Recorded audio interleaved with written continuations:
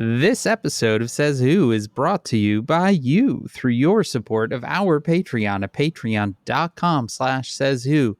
That's our Patreon, where pretty much every Sunday, well, every other Sunday for the next little bit because of summer scheduling that we will get to, I'm sure, in this episode. But still, every other Sunday is a lot. There's I think we just published the 200th Town Watch at this point. The Town Watch itself is now a long-running podcast. So that's if you give it the $5 or $10 a month level. If you give it that $10 a month level, you also get a sticker in the mail every month. And added bonus, you get to give me a mini panic attack every month when I realize that it's already suddenly partway through a month and I need to make a sticker and get it printed and then shipped to me and then shipped to you. Ooh, I just remembered all of that. Anyway, I love it, though, and you love them, too. That's all for you at patreon.com/sayswho. Hi, everybody. Death at Morning House is coming out August 6th in the U.S., August 15th in the U.K. I'm going on tour. Please go to maureenjohnson.com for details. I'm in lots of cities. Please pre-order this book right now. You can pre-order awake. it. Dan, I'm awake. You're awake. I see it. It's good. It's great. You can pre-order directly from our little bookshop that we call kickbezosintheballs.org, or from your own local bookshops or from big box stores or whatever. It's just get that thing pre-ordered. I believe that there's a pre-order gift for folks in the U.S. You get some pretty cool bookmark magnets. So get it done, folks. Time is running out for Death and Morning House pre-orders because soon it will be post-orders because it will be out. Go on. Get it. Get it. Get it. Get it. While you're getting things on the internet, also go to merch.sayswhopodcast.com where we sell merchandise. And you can also go to shop.dansinker.com where I sell patches. The internet.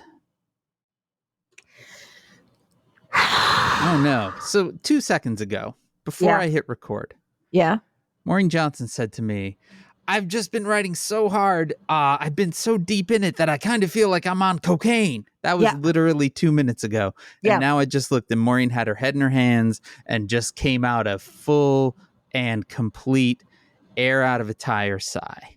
I'm trying to... Did you just crash? No, I'm trying to writing cocaine already? I'm centering. Okay. I'm focusing. Because I'm all welcome to Says Who, the podcast that isn't a podcast. It's a coping strategy. I'm Dan Sinker. I gotta water my plants. I'm Maureen Johnson. Dan! How are you, Maureen?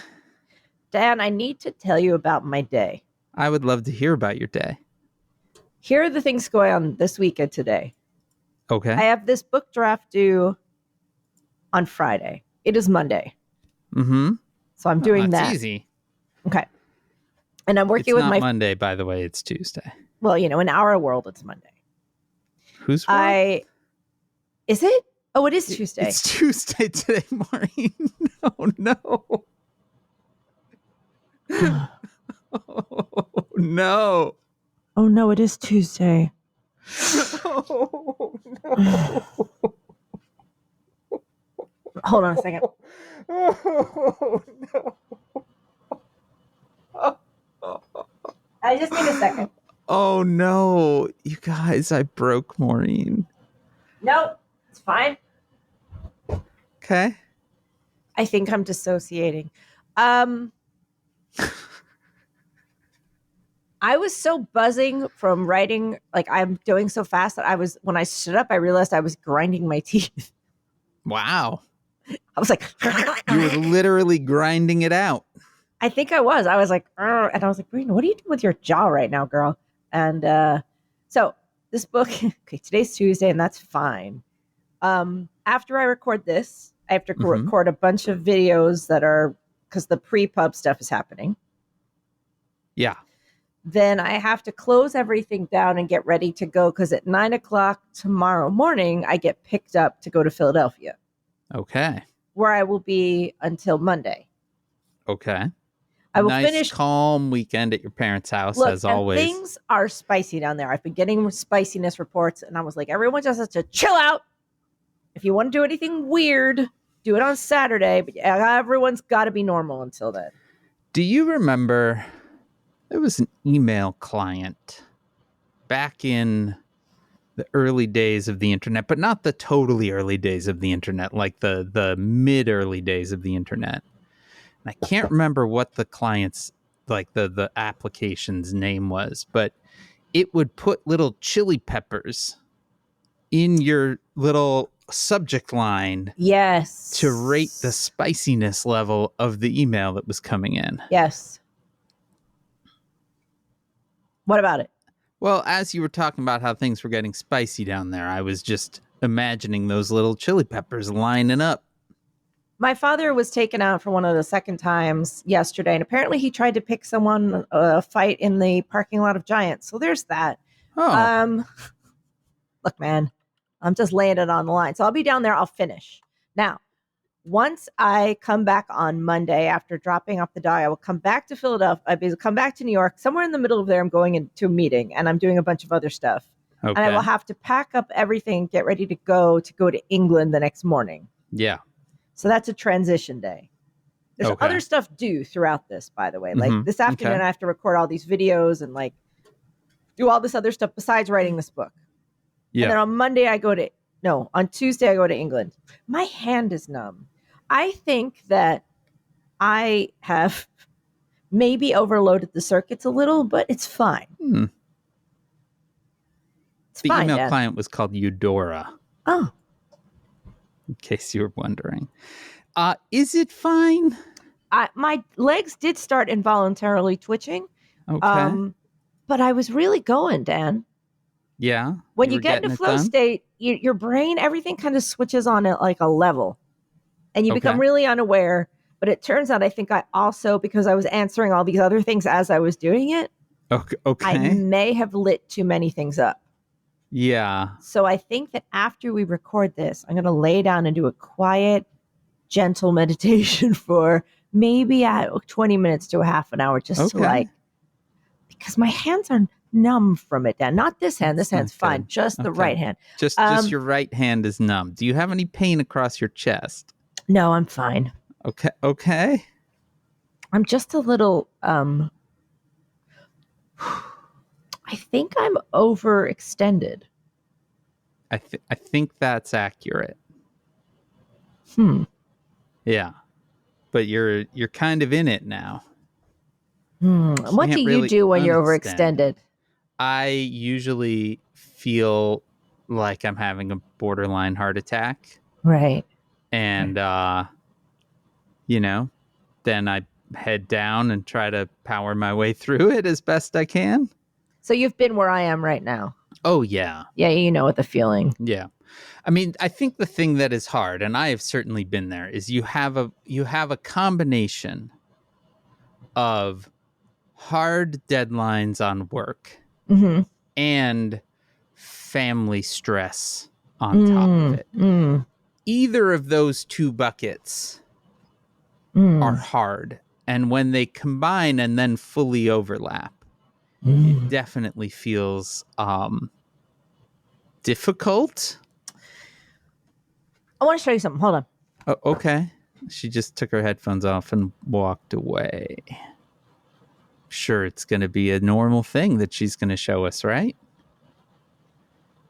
Oh, she's gone for a lot longer than I was expecting. I think she's left the room. Back. Okay, I heard her just say, I'm back. I'm back. Okay. I was grinding my teeth again. I wanted to show you this, Dan. You ready? Well, I'm confused because you said I want to show you something and you walked away. Yeah, I wanted to get it. Back, and now you've just leaned down and picked something up that seems like it was next to you the whole time. No, I just dropped it on the floor when I got it. Do you see this? Okay. You see it? So Maureen has lifted something that I would say is about 3 feet long, 2 feet wide, bright orange or red, and then it is covered with little white circles. Spikes, Dan. It's covered in spikes. Oh, I can't see the spikes from here. Oh, yeah. Pretty sharp. Oh, okay. This is called Are you working on being like a nail lay down? That looks like now that you've shown me the spikes, the resolution of this webcam, it's hard to see the spikes from a distance. this appears to be some sort of beginner's like lay down on nails board. That is actually, I think, what so this is called a Shakti mat, or an acupressure mat. It's got lots of spikes on it. They're pretty sharp. I'm not going to lie to you. They are sharp. This mat is very soft. And what you do is you very gently lay on it. Oh, okay. And I'll tell you what, Dan, I was not feeling that well last night. I was kind of humming last night. And I laid on this thing and it felt great. Like, you just can't move much. It'll scratch you.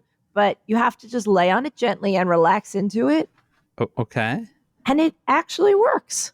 Okay. Well, that's great. I think possibly because it overloads you with like, wow, I'm laying on a bunch of spiky shit. And then you just kind of gently concentrate on that. And then you start to kind of enjoy it. Okay. And then you just kind of relax into it. Okay. It's actually quite effective. It was a gift from my friend Julie. Well, that's nice. She sent it to me. Yeah. Is that on your agenda for next? You're going to spend some time on the nails? Yeah, I've only tried it laying in bed. I've heard the floor is wonderful because then you really get like because there's no give. Harder. Yeah, there's no give. You really get it's going to absorb it. And it's pretty good on the bed. I want to say, like, it's pretty sharp. I was laying on it last night and I was like, I keep offering it to Oscar. I'm like, you want to lay on this pot of spikes? And he's like, no. I mean, maybe try rewording the offer. Do you want to rest on this pat of spikes? Would you like to meditate in a acupuncture-y way? No, he just wants to watch YouTube videos about chess. That's like a lot of what he does. Chess and math. All right. It's kind of the same thing. That's kind of like and Star Wars. Okay. Well, that's fun. These are the topics of his YouTube search, of like his chess, math, video games, Star Wars. Okay. Yeah, well, that's really the. And with him being out of work, he's got a lot of time for those YouTubes. I have a wonderful butler now. It's really great. Even a British one. I mean, you really nailed that. I did. I'm like. Do you make him wear a little tuxedo? No, I wish so. It'd be great. Yeah. That'd be wonderful. That would be great. When our little one was little, some friends of ours who their child has made some interesting sartorial choices in their life. And they sent us a box and they were like, our kid has outgrown all of their tuxedos. Sorry? So you can have them now. And we got a box of children's tuxedos. There is a nice sort of normal fancy night out black jacket and pants, a black set of tails, white, tuxedo shirts, a full white tuxedo with tails, which is very nice, and then a blue velvet tuxedo of varying child sizes. Now, they sent this box of tuxedos to us when our little one was still a baby, right? Or maybe a toddler. And only recently have they grown into them. And so we had to go to a wedding last September. That kid stole the show in a velvet tuxedo. And then for the teens' graduation last year, tuxedo. Why not?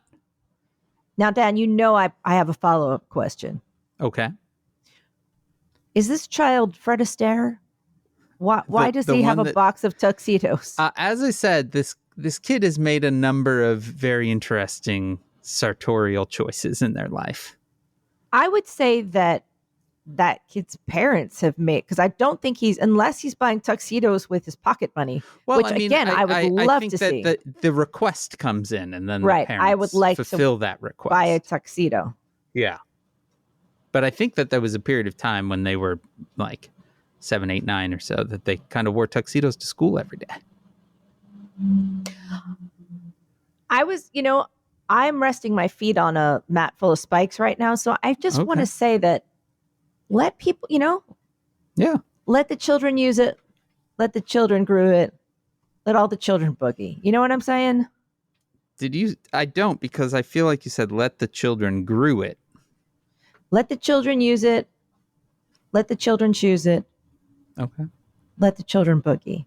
Okay. And I really hope I'm not misquoting. I mean, who would you be quoting? That's Starman by David Bowie. Okay. Probably you got it right. I believe in you. I'm looking it up, though. I'm double checking you. Let the children lose it. Let the children use it. Let all the children boogie. There you go. I feel like he would also be supportive of the choices I made in terms of the lyrics I heard in my head as well. Yeah, I think David Bowie was pretty chill. With the children choosing it, I think he'd be fine with that. Yep, I think so. And you know what? If he wasn't, it's fine. Not like he has a say right now. Oh, I think he does. Okay. My feelings are strong on this matter. I'm coming down back to earth. It was exciting because I really. What's cool about this new book? Do you have feeling in your hand? It's coming back. Okay. And what's exciting about this new book is that I'm working with my friend Jay Cooper, who's an artist. Yeah. And as we go back and forth, I'm getting ideas from his drawings and putting them into the text. And then I'm sharing the text. And I've never quite done this before. And it's fun. Really cool. This was how Joe and I worked for Question Mark, where he would kind of come at me with stuff and then I would roll back at him with imagery and websites, and that would then influence how he would then write the bits about the stuff. And it was really fun. It's really fun. Yeah. Collaboration, it turns out. Collaboration. I have so much. I think I am realizing I have maybe just a touch too much going on. But I am somehow getting it done. Yeah. I keep trying to build days into my schedule, like a single day here and there where I do nothing. Yeah. Because I realize I should probably spend a day or two in bed. Yeah. In August. What is her name? Hold on. There is a woman named Beth Pickens, made a book called Make Your Art No Matter What, is like a licensed therapist and also like consults with artists to help them do their stuff. And one of the things that I liked in that, write that down, that she recommends setting a day like you're kind of describing as sort of a self-care day, right? A day to just chill and do nothing or make doctor's appointments or whatever. And to do that monthly. And her recommendation to make sure that there's sort of a date that it happens is set it for your birthday date every month. So your actual date of your birthday every month is your self-care day. Far out. And I like that idea. Now, I will say, and I'm looking right now at my calendar at the 14th of July, which my birthday is November 14th.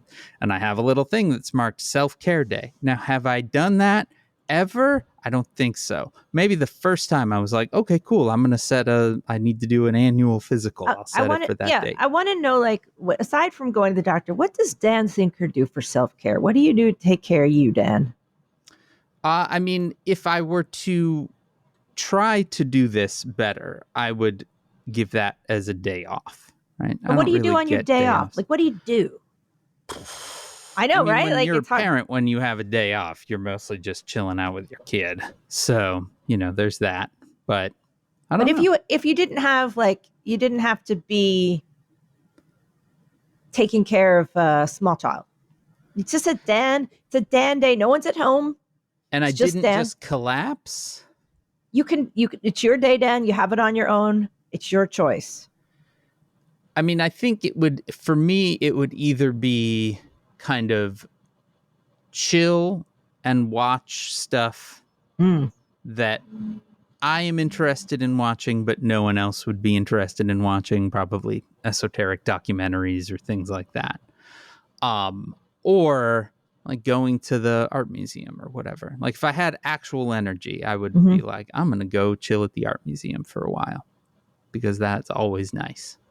But more than likely, if I were to actually take a day, that would be a day that one of my children are having a meltdown. So that's how it would go. Right. Here are the things I do, Dan. I, on a fairly regular basis, I cook very elaborate dinners. Yeah. But I love to cook, and I think I get a lot of my thinking done. I have to say, giving myself a little props. I have excellent knife skills. Like I can that's good. cut a vegetable. Like I've taken classes. Like I've actually and I've told you one of my proudest moments was when I was working in one of the restaurant kitchens after 9/11 where you had to have volunteers. Yep. And they were doing vegetable cutting and they watched me cut and they said, you can go downstairs with the actual sous chefs and help cut. Wow. And I'm still like, man. Oh. They're like, yeah, your cutting's all right. You can come downstairs. So that is, I can julienne by hand and I can cut a cucumber. You'll think it's cut on a mandolin slicer and it's not. I hand cut, Dan, a free cut. And I love it. Nothing kind of makes me happier than seeing they're having to cut a cucumber into super fine slices. Like it's just, I like cooking. Yeah. I've always been a little kitchen witch. You know, I'm not fancy, but I like puttering around in the kitchen and having all my stuff. Yeah. And I'll make some concoction for you. Like if you come over and you're like, I'm feeling sick, I will empty out the container of stuff in my tea room and I will make you like a tea with gingers and lemons and all kinds of stuff in it. Yeah. That's what I like, Dan. A hot bath with a shit ton of Epsom salt in it and a book. That sounds awesome. Yeah. I do these things on a regular basis. Well, there you go. Yeah. So you seem like you have a good plan. Yeah, like if I can, I take an hour or two in the evening to bring it down. And we're almost through Extraordinary, the show. Oh, it's so good. We actually just started watching it again because the teen had never seen it. And we were like, you would like this. It makes Oscar twitch a little because it has a little cringe humor in it. Mm-hmm. And makes him uncomfortable. Okay. Like he likes it, but at the same time, I notice he gets up and moves around a bunch and gets stuff from the kitchen while he's watching it. And I was like, are you kidding? I'm one of those people that if you're watching something, you have to sit and watch it. It kind of drives me crazy if people talk or get up. I'm like, you have to pay attention. Yeah. Pay attention to the story. I don't like when people talk when we're watching. Or look at a phone. I'm like, you just watch the thing. I will admit to do that every now and then. If I'm watching a show, I'm watching a show. Okay. Like I'm in. That's allowed. That's just my way. I want to hear the story. I'm like, what are you trying to tell me? Okay. I want to say one more thing. I'm trying to remember the name of it, but my friend Julie came over the other night. We decided to watch a movie. And it's called Winter Something. And it is a batshit insane movie from 1979 starring Jeff Bridges. That is basically a conspiracy movie about it's basically about the Kennedy assassination under different names. Wow. What is it called? It's called Winter Something, and it's 1979. Is it really called Winter Something? Or no, it's called Winter. It's Winter Blank, and it stars Jeff Bridges, and it was made in 1979, and it is absolutely Winter Kills. Winter Kills. You can rent it for like $1.99. Wow. It's not for watching with the tiny one. Obviously. It is one of the most batshit insane things I have ever seen. It's now one of my new favorite movies of all time. It's nuts. Man, that's wild. When I was in college, I would voraciously consume all media around the Kennedy assassination, and I missed this one entirely. Because it's really not about that. It's a fictionalized version of a very that stuff too. Like, any and all. Wow. Dan, watch this. Okay, I'm in. Watch it. Don't read about it. Watch it with no expectations and no reviews or anything. It's based on a novel from 1974. It's fucking. That's pretty bonkers. wild. That's pretty ballsy of a novelist 6 years after the Kennedy assassination be like, I'm going to write a black comedy about this. It's nuts. It's truly one of the wildest things I've ever seen. And now it's because we were going to watch either that or The Conversation because she hadn't seen it. And I was like, okay, I'll watch this. I'll watch this movie. And I was like, it's probably going to be fine. And now I'm a fan. Julie, I'm a fan. This movie, I've truly never seen its like. Can I tell you about the situation I found myself in with the hotel? Sure. I'd love to hear it. So at the end of the month, a person I know died, which is sad. And they I'm very are sorry. having a memorial weekend in Illinois. And they reserved a bunch of hotel rooms for people. And yesterday I was like, I need to book my room. So, a few of the hotels have sold out, but one didn't. And so I called them and I booked the room. And then I got the email, like the reservation itinerary, right? Mm-hmm. And the itinerary is for, and I'm going to count this live 1, 2, 3, 4, 5, 6, 7, 8, 9, 10, 11, 12, 13, 14, 15, 16, 17, 18, 19, 20, 21, 22, 23, 24, He's really 25 counting. rooms. It's a lot of rooms. For a total of $11,000. So I called them back. Right. And I said, I just got the itinerary. I don't need 25 rooms. Right. And I definitely don't need to pay you $11,000. Right. And they were like, oh, that's weird. Don't worry about it. I see you as having one room. And I'm like, I am going to worry about it, just so you know. Yes. I'm not feeling great about having given you a credit card number. And then in response, getting an $11,000 bill. They were like, okay, yeah, I totally understand that. All right, don't worry. We fixed it. We're going to send you a new itinerary. New itinerary? Same thing. Called back and I'm like, didn't fix it. And they're like, well, that's weird. So throughout yesterday and now into today, every now and then I get a new itinerary sent to me in my email, and it's the same itinerary every time. Right. Great. It's nice. I like when stuff like that happens, because you're like, well, I guess I know what my new job is, like what I'm going to be doing for. Right. Yeah. It definitely, I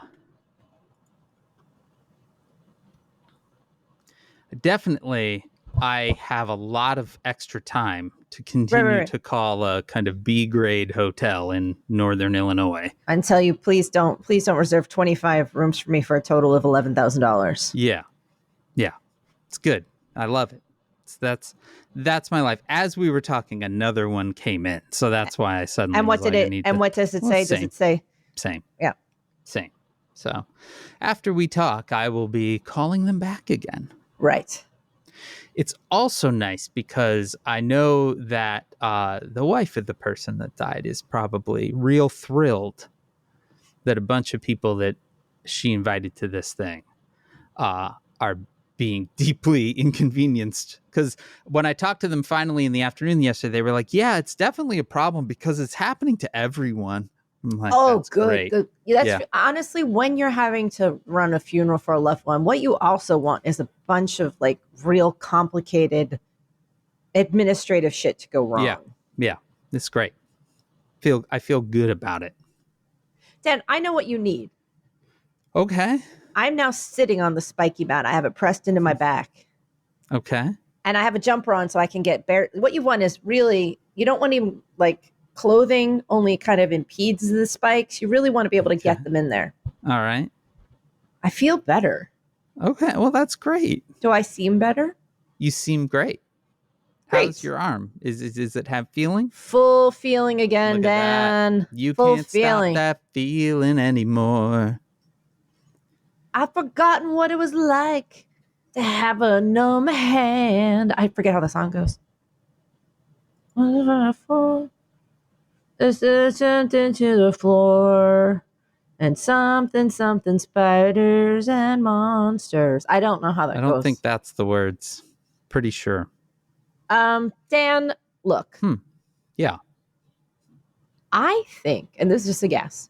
Yeah. That part of what we're both feeling is a deep chaos energy in the air. Yeah. And I think we need to talk about maybe what's going on everywhere. Okay. For example, we have the good news on New Year's Day. On July 4th, Independence Day, Yeah, here, the UK had its election. they sure did. And as expected and delivered, the Labour Party, roughly, if you're looking for US equivalent, it is very much like the Democrats right now. Yeah. But everything in England is shit. No, I can't say that anymore. I was going to say to the left of, but it's just not true anymore. No. Defeated the Tories, roughly the Democrats.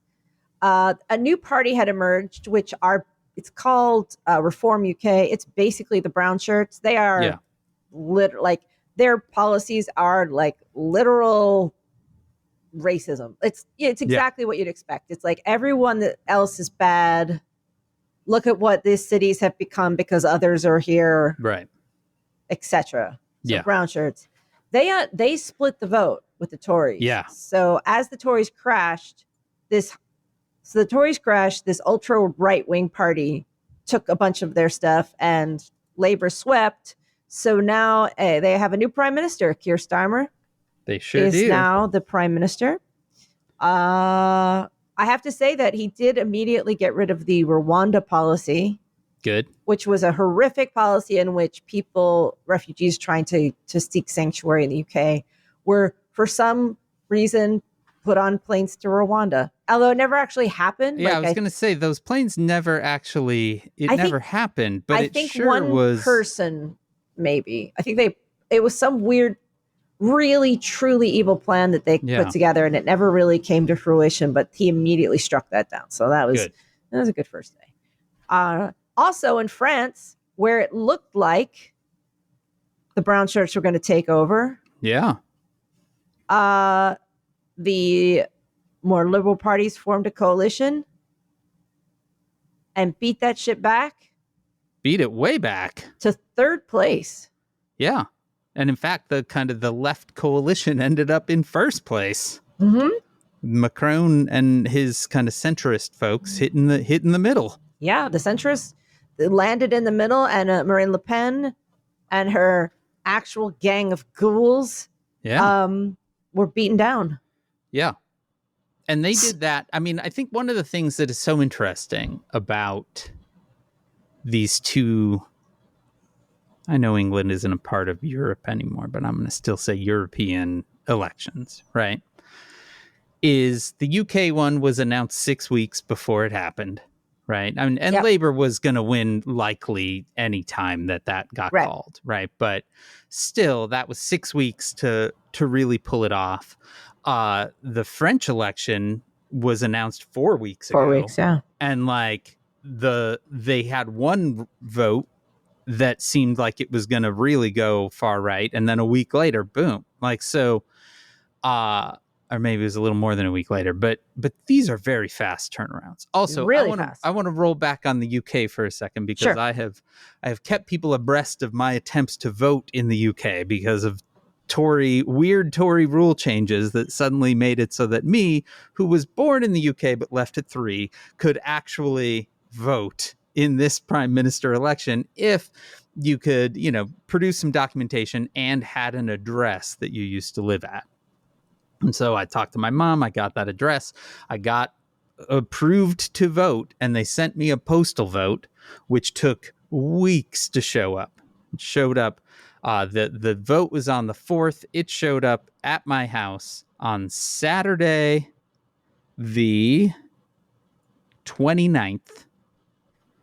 No mail on Sundays. And it was after the post office closed on Saturdays too. No mail on Sundays. So on Monday, with the vote on that Thursday, I was like, I now have to get this ballot back to this, town council that will administer it. And there were a lot of very funny things about the kind of instructions that come, which was like, post it back as quickly as you can, right? But they never said like it needs to be there by a certain amount. It took me quite a bit of spelunking to discover like, oh, it has to be there by the end of the election night. It has to be there by 10 p.m. If it's not there by 10 p.m., postmarks, things like that doesn't matter.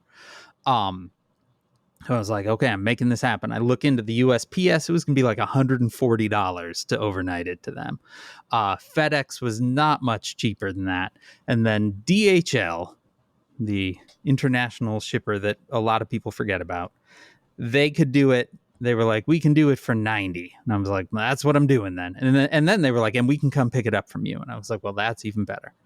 So they pick it up and,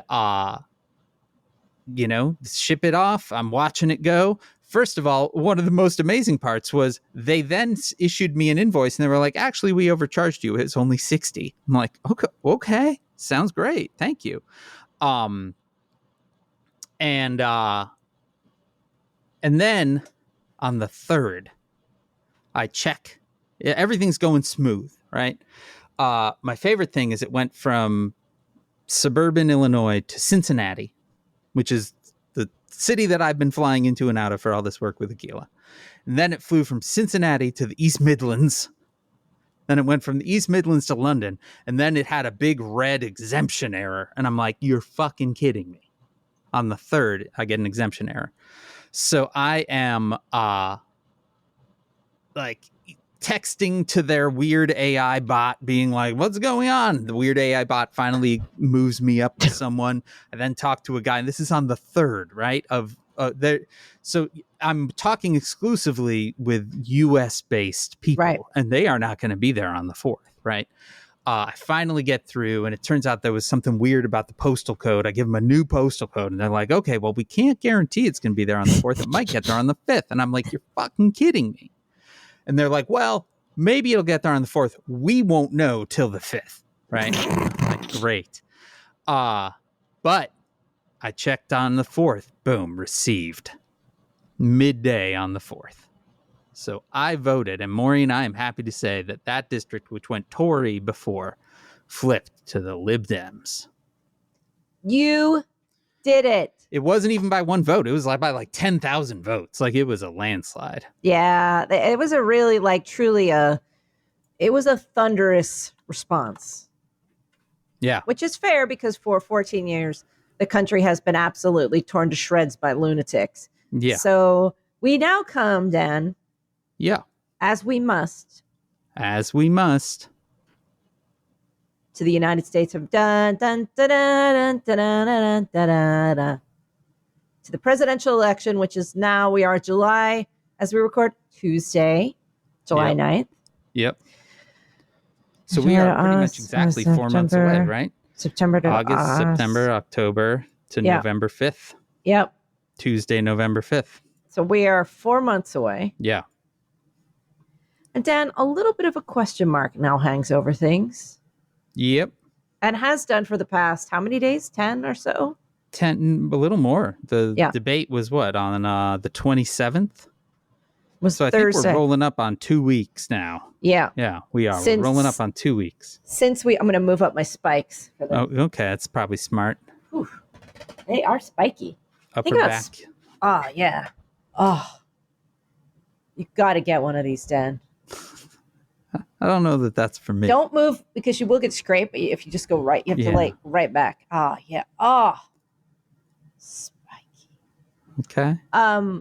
We have a little bit of a question mark on who's actually going to be as it stands now, there's a question mark over Joe Biden. Yeah. Not according to Joe Biden. Definitely not according to Joe Biden. But according to pretty much everyone else. A lot of other people. Support is certainly waning. Seems that way. In a lot of surprising corners are saying, hey, even as I was sending you tweets from the Pod Save America guys who were basically like, hey, look what you can do when you get people to strategically drop out so that you can coalesce support. Yeah. And talking about how basically no one wants this at this point. Right. His polls are tanking. Yeah. I believe. Yeah. It's you get varying reports. It seems overall like the polls are tanking, and then some people are like, no, they're great. So, I mean, this is the thing about the polls. One, it takes a while for polls to reflect, current status. But he was losing before the debate. And most critically, he was behind in major swing states, right? So the debate, which is often being held up by Biden supporters, is like, it was just one bad night, and debates don't historically really change anything. The trick was that debate was timed to change things. Yes. Right? The Biden folks set the date. And to be fair, all of it. To be fair, it did. It did. But the hope was to turn around the couple of points that he was down. But instead now he's a couple of points further down. Yes. So it's not like everything has cratered, right? Like, as we discussed last time, like, most people will vote for the corpse, if they need to vote for the corpse. But it is down just enough that it did the opposite of what they were hoping. They were hoping it would boost him just enough. Certainly, the major media narrative right now, is that this is all tanking. Right. And I mean, I think that a person does need to kind of take the media narrative with a grain of salt. Like, I think by tanking, we've gone from 2 points down to 4 to 5 points. Let's just set that aside for a minute, though. Let's just say what the reality is and what the media narrative was. What I think is, like, as happens, the media narrative can become reality by being the media narrative. Yes. Oh, without a doubt. So if the only story you hear is like, well, everybody thinks he's not fit, everybody's questioning him. Yeah. It really feels like the ground is rumbling. Yeah. Oh, it definitely does. And we are not in a sustainable position. Oh, no. Right? The Biden folks have been working overtime to kind of try to prove that he's totally good to go and that he's in charge, right? So he has been issuing kind of increasingly testy statements about how he's not going anywhere, about how the only way he's dropping out of this race is if God Almighty comes down and tells him to drop out of the race. He has gone to Capitol Hill and seems to have staunched the bleeding there, at least for now, has gotten the support of the Congressional Black Caucus, and that sort of thing. Like, they have been working he put him in a lot of appearances. He did a ABC News thing, which was better than the debate, but not exactly. Not by much. When asked how he would feel if Trump won and he stayed in the race, he would say, well, as long as I gave it my all, I'd feel all right. Which I wouldn't. Yeah. A lot of people were a little upset about that. Yeah. But, they've held a lot of rallies and all of that. I think their hope, the Biden team's hope, was that this would all blow over pretty quick. But it is clearly not. No. And we are in now, I think, the point where both positions, he should leave, he should go, are doing active, lasting damage. And if that hasn't happened now, we're definitely on the precipice of it, because I think there's only a certain amount of this that we can take, that people that aren't paying attention can take. Right. Yeah. Meanwhile, Donald Trump has showed a shocking amount of message discipline by just staying fucking quiet for weeks now. Yeah, that is upsetting. Yeah.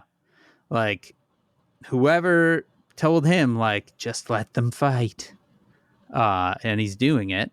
That said, the Republican National Convention starts soon. So they can't hide from the media for much longer, but they are doing the work to just stay out of it. What do you think is going to happen, Dan? I don't know. I think, and I have said this since pretty much the start, I think that he will end up staying in. Because that is... Because they've already printed the shirts? Right. Well, and just because that is the status quo, right? Like, Right. and changing the status quo is very difficult. Changing it in a way that has never been done is even more difficult. And yeah, that's my general feeling, but I don't feel entirely convinced about it because it does feel like their attempts to kind of tamp this down, get the messaging back on track, is not doing what it's supposed to do. No, it's And so really that's not. where I begin to creep in with the like, well, maybe it might happen because I don't think we can stick in this position for a lot longer. What about you? Well, as you know, I said maybe 3 days in or so that I thought he was going to drop out Yeah. and turn it over to somebody else. Yeah. I stand with that because I think if you had the election tomorrow, Yeah. Trump would win. Oh, yeah. And we're fucked in a lot of ways anyway, but we're like, I believe they understand that they have fucked us. Yeah. And hopefully someone is sitting there going, we must unfuck. And while it is risky and unprecedented to change at this point, it is. You can't ride a dead horse through a race. You just like it.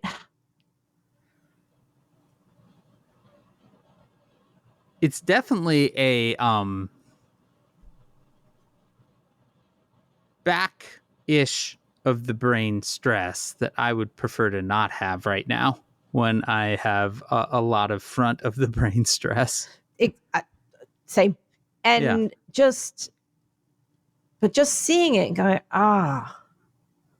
yeah, this is how it falls apart. Like this was always going to fall. Like a lot of these things were always going to fall apart. Yeah.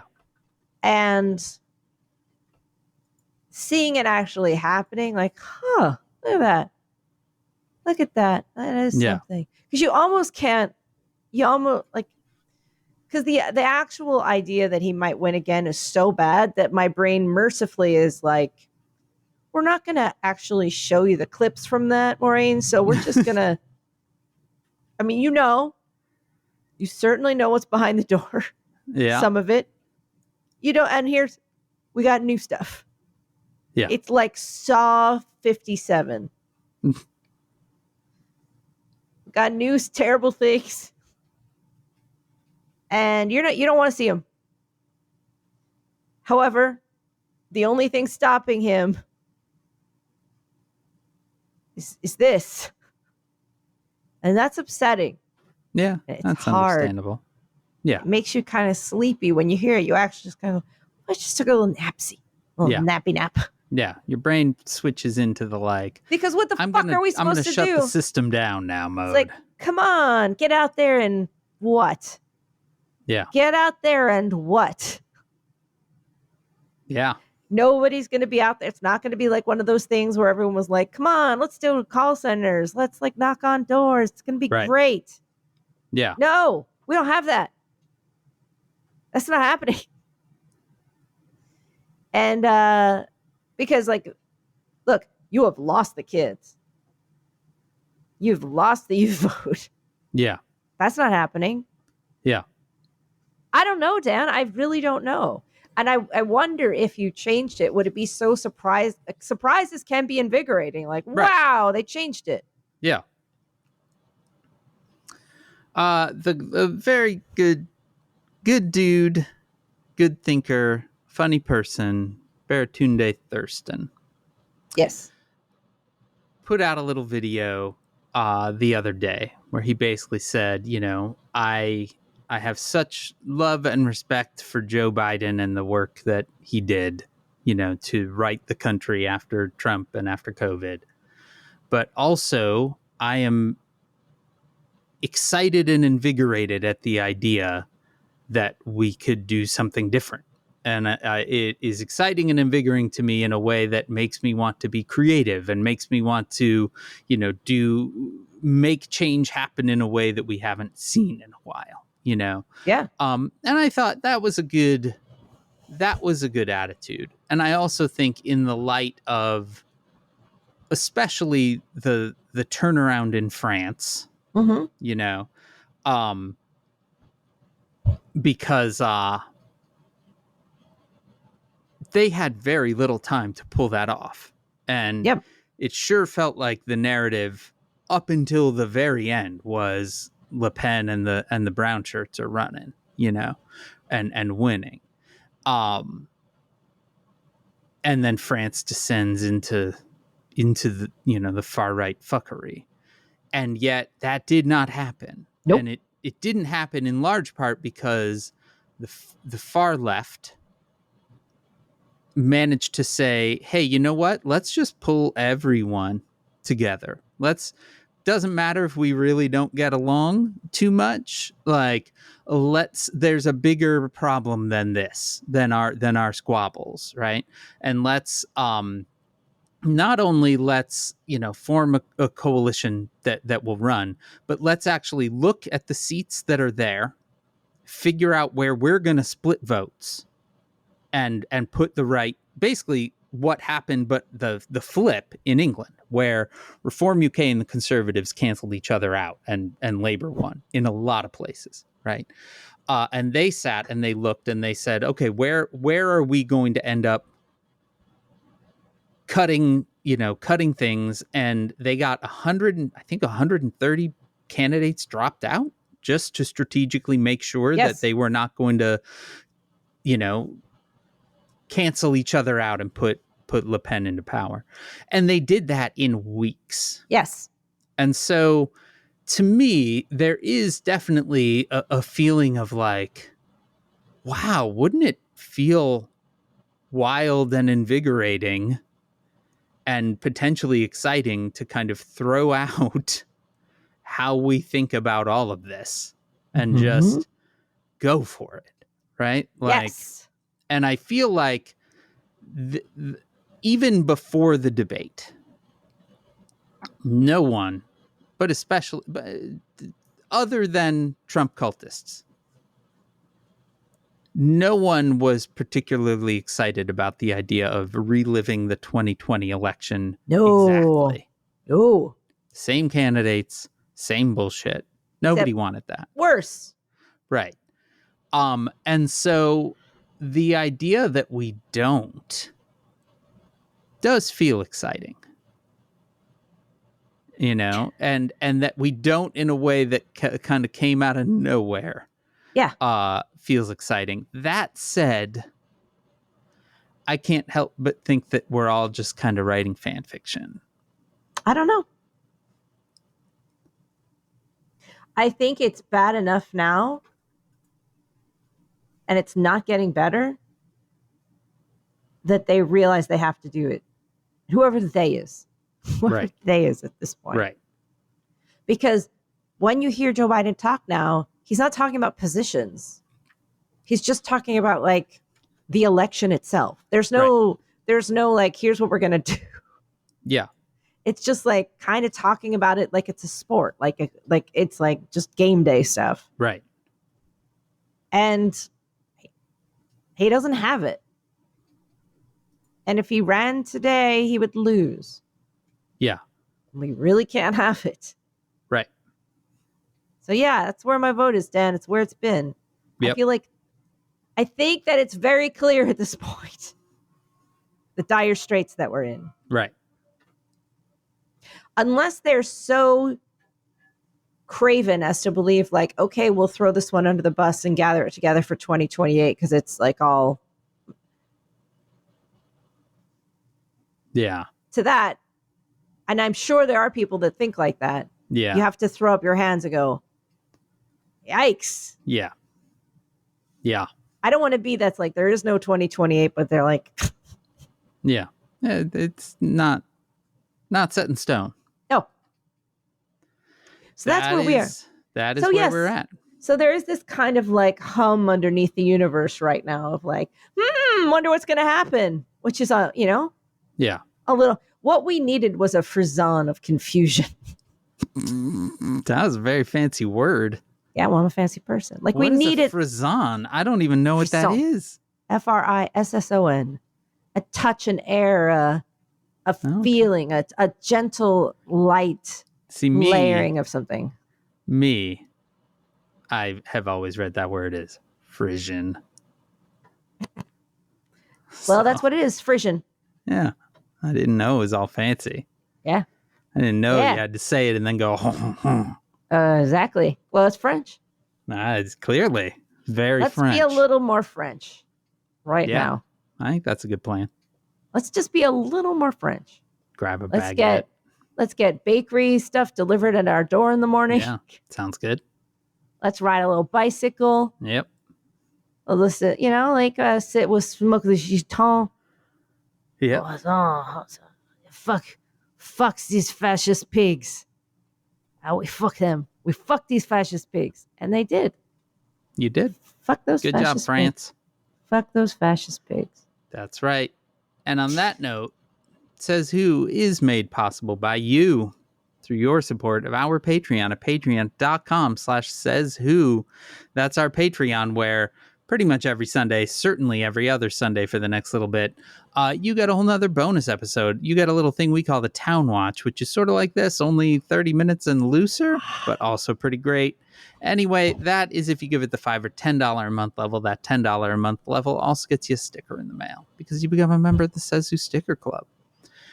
And that's all at patreon.com/sayswho. Our theme music is performed by Ted Leo, who is crisscrossing the country right now on tour for the anniversary of his album, Shake the Sheets. You should go check it out. Our logo was designed by Darth. Thank you, Darth. You can contact us at Says Who Podcast on Threads, at Says Who at omfg.town on Mastodon. You can email it, hey, that is HEY at sayswhopodcast.com. You can always join the discussion on Facebook at /group/SaysWhovians. Our Facebook group is moderated by Janice Dillard. If you want to run the fan-run Discord server, you can always go to tinyurl.com/sayswho Discord. Whatever you do, though, spread the word, subscribe, leave stars and reviews on Apple Podcasts, Spotify, YouTube, or wherever it is that you listen. And here's the thing, folks. We are moving into summer scheduling. Yes. Maureen Johnson is all over the place. Yeah. I am this Thursday. We are getting in our trailer and driving out to Colorado just for a quick week, but then driving back, and then we're also doing a whole bunch of other stuff over the summer. So things are getting a little complicated. So we're moving into summer scheduling, which means that you can join us in 2 weeks, Wednesday, July 24th, for our very next episode. I would like to think that by then we will know if Joe Biden is running for president or not. I'm checking right now just to see. Just to see if any announcement came out while we were recording. He's going to do a press conference. Yeah. Thursday? Yeah, he's doing that's the next part of the, we're going to show how on top of it he is. Cool. That should go good. I hope they're not doing it at 9:00 at night.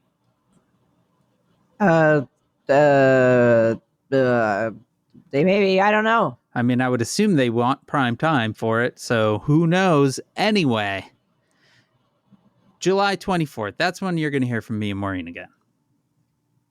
Yeah, it's complicated this summer. It's all right, though. You know what, Maureen? We're humans. Yes. And as well established this episode, there's a lot going on. Let's see. So bear with us. It'll be just about every other week, I think, with a couple of times where we do 2 in a row and that kind of thing. But through August, we are in Says Who's Summer Zone.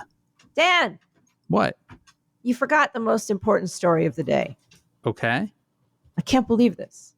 All right. I sent it to you this morning. Oh, yeah. New York has trash cans, baby. It's amazing. Our mayor rolled a trash can down the driveway of Gracie Mansion and had a press conference. Yeah. He came out to booming music. Yeah. And showed everyone our new trash cans. It is so adorable, your city. Just the cutest little babies. How dare you?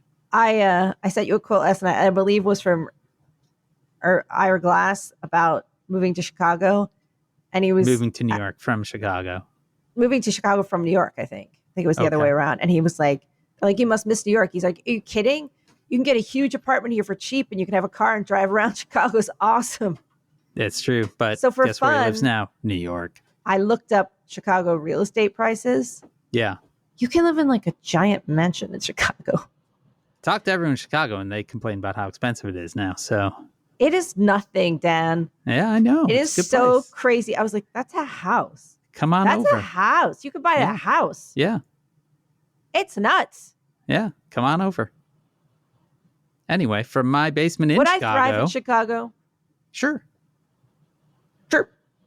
Yeah. I mean, who doesn't? It's a great place. Here and you have space. I can get to the sea very quickly. Yeah, we have a lake that looks just as big as the sea. And it is a big lake. When a friend of mine moved from Boston, he couldn't stop calling it the ocean for at least a good year. You can swim in it? Oh, yeah. It's enormous. It is one of the Great Lakes. It's big. Like, it's not like some little pond. It's a big lake. It's huge. You can't see the other side of it. It's just water. You swim in it ever? Yeah, we just we actually were just at the lake just the other week. It was fun. We were jumping around. You can hop in there and it sounds fun. Yeah. I'm dying to swim, Dan. It's so fucking hot here. Yeah. Does anyone have a pool? It's a good joint to cool down. Will anyone invite me over, please? It's so hot. I just want to swim. Also, right now, and I know this won't last, but for some reason, the Midwest is in this little pocket that isn't the heat waves that are everywhere else. So it's like a reasonable temperature here right now. I just want to swim so bad. Come on over. Wherever I move, I got to be able to swim. Okay. You can do that. That's all I want. All right. I just want to be in water. Yep. We have that. I have it too. It's just, it's kind of a shipping channel. You have to travel a little further till you get to water that you could actually just jump into. I mean, yeah. I mean, technically you can jump into it, but like, I don't think it would go well. No. Anyway, from my basement in Chicago, I am Dan Sinker. I think I probably got the spike marks on my back. Can you see that? Oh, wow. Yeah, your back is really red. Look at that. That looks awful. Oh, it feels good. Do you notice how I was at the beginning? Yeah. And how am I now? You spiked yourself right into feeling better. That's for sure. I'm telling you. It just kind of brings you down. It's lovely. I get From my Spiky Mat here in New York City, I'm Maureen Calm Johnson. That's my middle name. I like it. And this has been Says Who. Is it really red? It's really red. Shine like if you hadn't told me about the spikes and then you just showed me that, I would have been like, Maureen, you need to get that looked at. Right. Like go to the hospital immediately. Yeah, like it looks like you have a major rash. Yeah, don't. I just laid on spikes. Now I feel great. Well, I'm glad. Spikes, baby.